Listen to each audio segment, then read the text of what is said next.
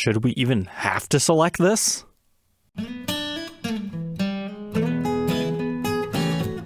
Welcome back, Troglodytes, to your daily dose of guitar information, the Trogly's Guitar Show. We've got some Gibson and Fender news to cover today. We'll start with the Fender side of things. They just recently launched the American Vintage 2 series, which appears to be a take on blending the custom shop with the USA production, getting you somewhere in between. When I first saw these things get released, I wasn't really all that excited, but there are a couple in here that are incredibly attractive. So let's go over all these real quick. And if anybody's interested in doing a new Guitar Day purchase on any of these to get a full review and demo, you can find out more information on my website. So first off, a very classic looking Telecaster here. Black guard, blonde finish. This is one pretty nice looking Telecaster. Spec-wise, it looks like we have the ash body with a gloss nitro finish. That's pretty cool. Ooh, nice pure vintage 51 Tele pickups. Generally, pure vintage style pickups are great. We've got the big old U-shaped neck profile, and they have that vintage fretboard radius. This model too has lefties. I could see that being a popular seller.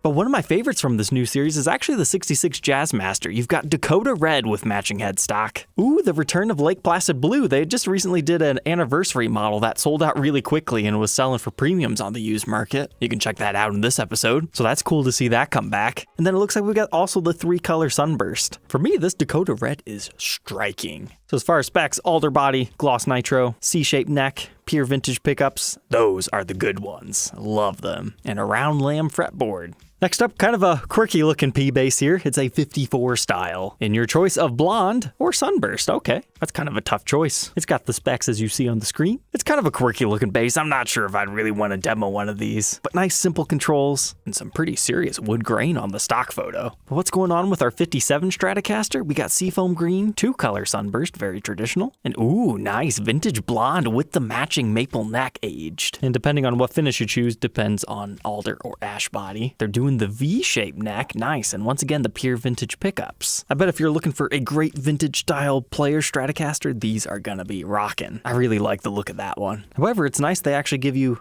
an exotic color choice as well. Although I feel this finish might have paired better with a non-aged lacquered neck. Lefties weren't left out on this one either. The 66 Jazz bass has very similar colors, from sunburst to Olympic white. And hey, it kind of reminds me of the silent Siren bass when it's in seafoam. But that's got the specs as you see on the screen, and it does have the binding on the fretboard. And sweet, your little thumb rest thing. But have no fear, lefties were not left out. But now the Thinline Tele, this thing has great wood grain in the aged natural finish. 3-color sunburst, and nice Lake Placid Blue. I feel like you almost need binding on the top of that one though. I mean, wasn't Fender just a couple years ago saying they're only going to be using ash on like very limited custom shop stuff? Whatever happened to that? Seems like we've been seeing ash more and more. But oh wow, real Kunifi pickups. People are gonna lose their minds over that. I know Fender Japan was getting some limited edition ones of that, and people were bringing those over to the US. So the fact that we actually have a stock example with that construction is actually really fascinating. I would not mind demoing one of those. The 61 Stratocaster nailed that finish. That looks great. Olympic white, also a very classic color. Fiesta Red has its place as well. But again, very traditional specs here. All of these are also available left-handed, but then they also pay tribute to the 70s. That looks exactly like a 70s Stratocaster. Even down to the style of tuners they use, bullet truss rod, double string trees. That's nice. In fact, I think I have an actual review of one of these in this exact color. But ooh, Lake Placid Blue. But ooh, aged natural looks fantastic with this kind of wood grain. Out of the entire series, I think this is my favorite new Stratocaster. Assuming I could get one that actually looks like this wood grain. Obviously, that's going to vary example to example, but this one has a nice dog hair-like vibe to it. Looks like a friendly guy. Sadly, we don't have like a matching headstock made of the same material, but that would have been cool. And generally, I prefer the smaller Fender headstocks, but hey, that's a beautiful guitar. And it has these specs. Again, ash body. But now we've got the 60p bass, offered in a traditional color. Daphne Blue, that's looking pretty good. And sweet, our first ebony finish of the run. Seems to be pretty basic. And how's our 63 Telecaster spec'd? Oh, alder or mahogany body depending on your finish. But the rest of the specs more or less the same as the other things we've been seeing. But you've got 3-color sunburst, crimson red transparent. Okay, I'm assuming this is the mahogany one, which is kind of cool, but I wish you could still get the mahogany body on the other colors. That kind of makes that one a little bit more special in my opinion. And then you can also just get surf green. But our next one is also one that has the Kunifi style pickups as a Telecaster Custom in the wine finish. Another straight ebony, that definitely looks very 70s. Then, ooh, Olympic white. Then lastly here, a 75 Telecaster Custom with the following specs. Looks like a little bit flatter of a fretboard radius on this one, but it also has the Kunifi pickups in ebony, sunburst, and mocha. So overall, now that I've actually looked at these and read up a little bit more on the specs, I'm quite happy with them. With the price of made in Mexico Fenders going up so much, and these things kind of bridging the gap between USA and custom shop, I'm not really all that offended by these price points. I think they are very fairly priced for somebody who wants a vintage spec'd out instrument. My top picks are definitely the red Jazzmaster, the Natural 72 Thinline, and the Age Natural 73 Strat, assuming it looks anything remotely like this. Alright, now let's move on over to the Gibson side of things. First off, the Faded series returns. I'm not going to talk too much about these. They have some new faded electrics and acoustics. I only really care about the electrics. I will be doing a review and demo, so if anybody wants to reserve the demo pieces, feel free to let me know via the New Guitar Day program. But without ruining those videos too much, I'm glad these are back. I'm just not quite sure if the price point is where it should be. Because when Gibson started doing the faded, in the early 2000s, they were significantly cheaper than the other ones, as far as I understand the history. These ones, yeah, you're saving $300, but we'll have to see if it's worth it. Maybe these satin finishes feel heavenly. But I will say, I've seen some varying hues in the finish. Some have nice tops, some don't. So it'll probably come down to what example you get. But I went ahead and picked up one of each, just so we could see them in the flesh and then fully review one of them. But what I really want to talk about is Gibson has officially launched the Pickup Shop. They have a historic collection, an original collection, and a modern collection, where Gibson is offering every single pickup that they currently make, Custom Shop and Gibson USA, available for sale separately. So that means it's going to be a lot easier to upgrade your Epiphone or any other guitar. And this is awesome because normally on Gibson's website, you'd look this stuff up and it would say out of stock. But now it seems like they actually have an official Gibson pickup shop. If you watch their video here, they actually kind of headhunted some other custom boutique pickup guys to help run this shop and probably improve the pickups. So maybe we'll see more things get introduced. But the fact that you can actually buy custom buckers now is huge. These things used to sell on the used market for crazy money because they didn't sell them separately. And they have all the variations except for double cream.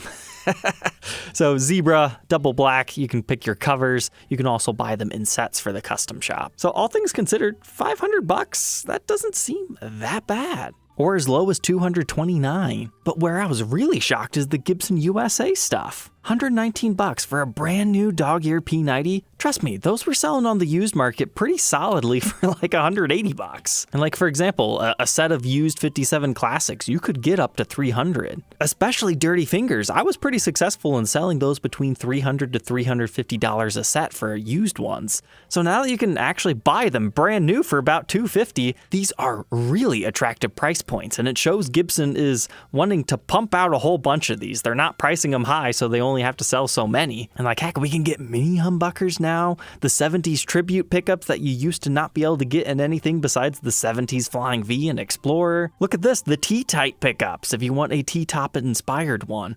That's the first time you've been able to buy these things outside of the CME exclusives, and a few of the custom shop stuff also use that. $300 a set, that's not too bad. You also got your Birchbuckers, if you're trying to get your Brendan Small tone on. But overall, I was just really excited to see all this. It is now easier than ever to restore your guitar to correct parts. Look, a 498T is $100. Now, sometimes you can buy a set of 490R, 498T for $100, $125, but generally, the used market would command about $200 to $250 a set. So this is definitely market changing. But it kind of brings up an interesting point. In my private help sessions, I often have to explain to somebody that if you have a 1993 through a modern day guitar, it's not as important to have your original pickups in those guitars simply because they're still made today in pretty much the exact same way. Now, can you buy a 498T of this one and swap it into your 93 and call it original? No, because the base plates are a little bit different. They don't have the stickers, but if you remove the sticker, technically you can get away with it unless you're in the really early 90s. But this is definitely a great direction, and everything is priced very fairly for the name brand. Now, sure, if you compare to Seymour Duncan pickups, yeah, they're a little bit cheaper, but honestly, not by that much. Most of these are not more expensive than a Seymour Duncan. I wonder if they're shaking in their boots over there. Probably not. Another really cool thing is they actually have the approximate reading right here. In many ways, it's very easy to identify a pickup nowadays. You could use this to help you find what it is. I mean, it's not going to be exact, but at least now we have an official published reference of how much everything should be reading. Gibson has offered us not only a better alternative than the previous used market, but a little bit more education as well. But it appears there are 35 new pickups you can buy. Some of them are sets, so maybe they're not all individual. But I thought, future museum stuff, because in 30 years, they're going to change the packaging again. We used to get them in these clear plexiglass-like containers, but now that's gone, and now they have this box style. And I've been collecting new old stock parts lately, so you could buy old Tim Shaw's kind of like this. So I thought, how about I buy one of each? So I just have it for the future collection for when they end up getting rid of this. And if I ever need to figure out what pickup I have a really good reference point. How much would it cost to buy all 35 sets that they just came out with that appear to all be in stock? $5,865. Slightly cheaper than a 59 reissue. I'm not sure if I'm that crazy today because, if I could make a video out of it, okay, it would make sense, but I don't really want to open the boxes and install all these pickups. It just sounds like a real headache. But I'll be interested to hear your guys' thoughts and opinions in the comments below. Don't forget to like, comment, and subscribe, and we will catch you tomorrow on the next one. Take care.